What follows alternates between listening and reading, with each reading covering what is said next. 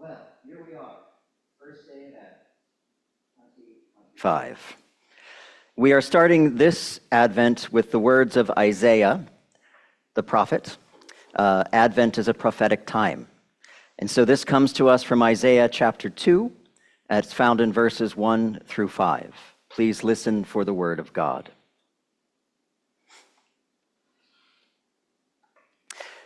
The word of Isaiah, son of Amos, the word that Isaiah, son of Amos, saw concerning Judah and Jerusalem. In days to come, the mountain of the Lord's house shall be established as the highest of the mountains, and shall be raised above the hills. All the nations shall stream to it. Many people shall come and say, "Come, let us go up to the mountain of the Lord, to the house of the God of Jacob, that he may teach us his ways, and that we may walk in his paths. For out of Zion shall go forth instruction, and the word of the Lord from Jerusalem. He shall judge between the nations, and they shall arbitrate for many peoples. They shall beat their swords into plowshares, and their spears into pruning hooks. Nation shall not lift up sword against nation, neither shall they learn war any more. O house of Jacob, come, let us walk in the light of the Lord." This is the word of the Lord.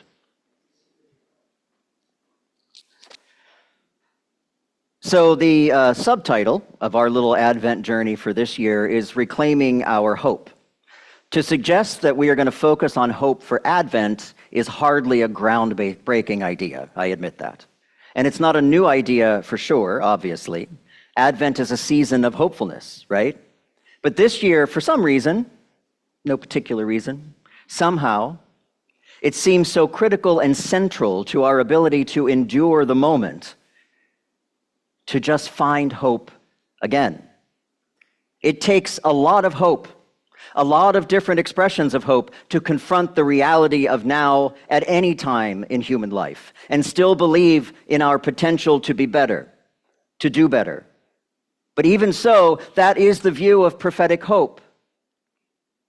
And this is a prophetic time, not just because it's Advent, not just because it's Christmas. This is a prophetic time in the history of our nation and the history of the world. And it is, of course, prophetic time in our liturgical calendar because it is Advent.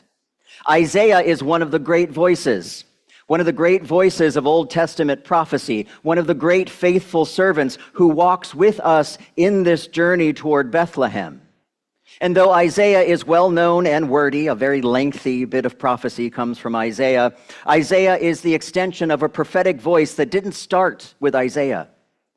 It originated from a much more ancient and old place. It originates from the creation voice of God, the God who called order from nothing, the God who called light from darkness, not once, but over and over and over again for us, even when we were the very sources of the dark. We are entering the Advent season in a world that is not defined necessarily by its light, by a nation, a world of greater conflict than we have seen, of deeper divisions than we have seen, of an increasing violence that is both terrifying and beyond understanding, and the immeasurable human suffering that we see all over the world, from Gaza to Sudan, from California to any place you can think of where disaster is happening. In our streets, the military is invading the populace. In our politics, we have become toxically divided. People are being hurt. And that, friends, is our truth. That is the truth of the moment in which we find ourselves. That is the truth now. And prophetic hope must start from there, from truth. Prophetic hope starts from the heart that is willing to see the truth, the confessional heart that is willing to confess the truth, and the contrite heart that is willing to change the truth. The prophetic hope is willing, despite our fear, to speak truth about the moment we live in now. Prophetic hope requires us to speak truth to the moment we are in now. It requires us to know truly and to deeply know who we are as individuals and as a collective of people. Our passage today may not be so direct as the judgment we find in so many other prophetic passages. This is not an Isaiah judgment passage per se. This is a hope passage. But even within the hopefulness of these words, truth is spoken to us. This passage, too, asks us who we are as we enter this season of Advent. Who are we as people and peoples? And this passage even reveals to us a truth. The truth that the only way we can beat our swords and get rid of our spears is because they are here. Because there are swords here now, because there are spears here now, because war is happening now, because nation is indeed lifting up sword against nation right now as we sit here. This is our truth. This is now. And seeing these realities and understanding this truth need not be a source of defeat. It need not be a reason to give up or an excuse to check out on the world. Prophets didn't show up because we were doing a great job. Prophets showed up in the reality in which we were living. They arrived in our moment to see our brokenness. All the reality we had to share, they saw it clearly. And then they lifted up that reality, lifted it up like a mirror, asking us to see our actions and our lives, our neighbors, and even the people we hate the most through the lens of God's grace, through the lens of God's will. Because despite what you may have heard, despite what some may try to tell us, God has never once willed spears and swords and war for humanity ever. Faith asks us to believe that in the deepest and most sincere parts of us. To understand that the brokenness that we too often normalize, the brokenness that we too often ignore, is not who we really are. And even now, in our time of swords and spears, even in this moment of war and injustice, we can still live into holy hope, true hope, God's hope, a hope that is not found in glitter and presence or fluff and squishiness, a hope that is not found in the consumerism of this moment, a hope that does not pretend that we live in a world of perfection that simply doesn't exist. Instead, we find our hope in more eternal things, more steadfast things, because like it or not, if we are going to seek hope, we must seek it from this place, from this truth, from the reality of this moment. This is where we now are called by Isaiah to speak the prophetic message of a new way that will be embodied by an infant in Bethlehem, and that even in our tiredness and our fear, we can still have hope. We can still live into a holy hope that with some sense of prophetic love and prophetic decency and prophetic dedication, the world can indeed be made whole and just again. We can believe that the day will come when the spears aren't needed anymore, when the swords are broken forever, and the suffering of the many is more important than the comfort of the few. Because as much as we see the truth of our time, as much as we may be wearied and weighed down, as much as we may want to turn it off, check out, tune it out, turn up something else, we also in this moment, with the help of God and the example of Christ, we also in this moment, with clear-eyed faith in something that is better than now, we can begin to see, we can begin to believe that healing is a truth too, that restoration is a truth too, that life rising from the places of death is a truth too. Perhaps as inevitable as we seem to think the darkness is. And this light that prophets cling to, this light that the voice of the prophet rings from, the light that guides us together into a future that is yet to be built. The voice of the prophet, the voice of that light is so much more than just a blind and careless optimism. It is so much more than the self-deception of ignoring truth. It is the light. It is the light that looked into chaos and brought order. It is the light that looked into nothing and created something. It is the light that pulled forth life from the darkness. It is the light of God, the creation light, breathed into you at the moment of your creation when God first said, "I love you." It is the light that formed Isaiah's poetic view of a people learning to create again, to be co-creators with God. It is the light that we will soon hear from the Song of Mary as she preaches one of the most dangerous prophecies in the New Testament. It is the light that came to Bethlehem as a little tiny baby that would shake the foundations of the world. It is the light that grew and lived and taught and sacrificed, the light that was tortured and killed, but that death could not extinguish. This is the light that cannot, will not, and never goes out. It is hope. It is hopefulness. It is eternal hope. It is godly hope. It is divine hope. It is hope that is bigger than us.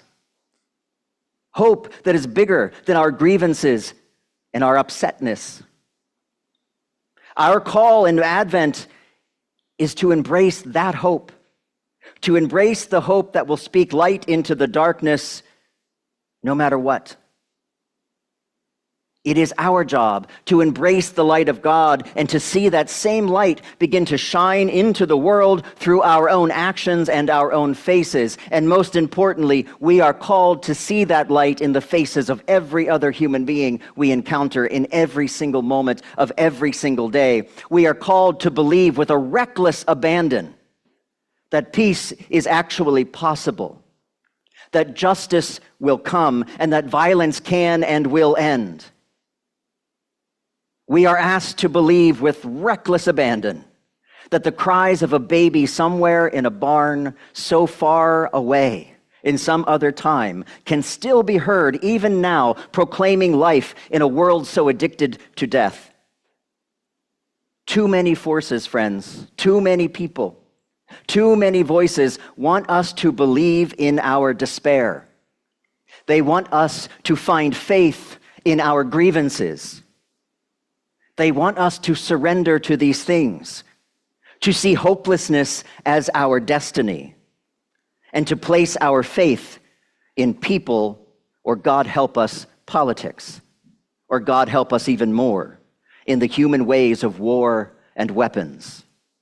Voices that ask us to see each other as enemies, or to see only that which divides and distracts and demoralizes. These, friends, are the voices that do not seek truth, but seek deception in its place. They love their spears, and they worship their swords, and they boast of their violence as though it is something to be boasted about, and they ask us to do the same. And we are disturbed by these things.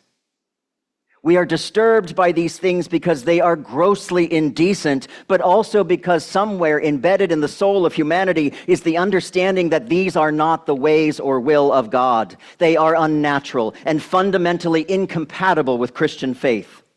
And we have watched these things fail us for centuries. War has never made peace. Consumerism has never made poor people rich. And our economic divides have done nothing but kill people. And we have borne the weight of that tragedy long enough. We have borne the weight of those missteps and that misguiding long enough. And so we turn to the words of someone like Isaiah. In the words of Isaiah's hope and possibility, Isaiah offers us the new vision of a world that is suddenly and drastically and amazingly aligned with the compassion and the charity and the grace and the nonviolence of God. Isaiah calls us from the truth of this moment to the hope for the moment yet to come. Isaiah calls us to disarm our despair, to refuse it, to not let it take us over, to not give into it, to not surrender once and for all to this nothingness. Our notion that this brokenness, this violence, that this greed, this grievance, this boasting is somehow inevitable for human beings is just a lie. Because Isaiah tells us it is time to look in a new direction. It is time to find a new pathway that no longer leads to the appetites of humanity, but leads to the mountain of the house of God, toward a kingdom that is yet to come. From now, in this moment, in this place, we begin to take one single step toward Bethlehem, to begin a prophet's journey, to seek hope in the hay, to seek possibility in a barn, and to seek truth. Truths that we have yet to embrace, but that are shown to us in the face of an infant. The infant that showed us in that amazing moment that God is light and light alone, and in God there is no, can be no, never has been any, and never will be any darkness at all. Advent is about hopeful anticipation. Hopeful but not delusional. It is about seeking, seeing, and accepting the truth as it is. And only then, in our acceptance of truth, do we find the pathways toward hope, lasting hope, prophetic hope, hope that begins where you are, right here. Hope you have to find now, even with all of the other voices, even with all of the other challenges, even with the darkness crowding in around us, we are still called in this moment to find hope, to find light, and then to embrace it, to love it, to feel it, to embody it, and then with a prophetic abandon and with a hope that we have yet to create in others. We are called to give that hope away to every single person, creature, and community that we can find.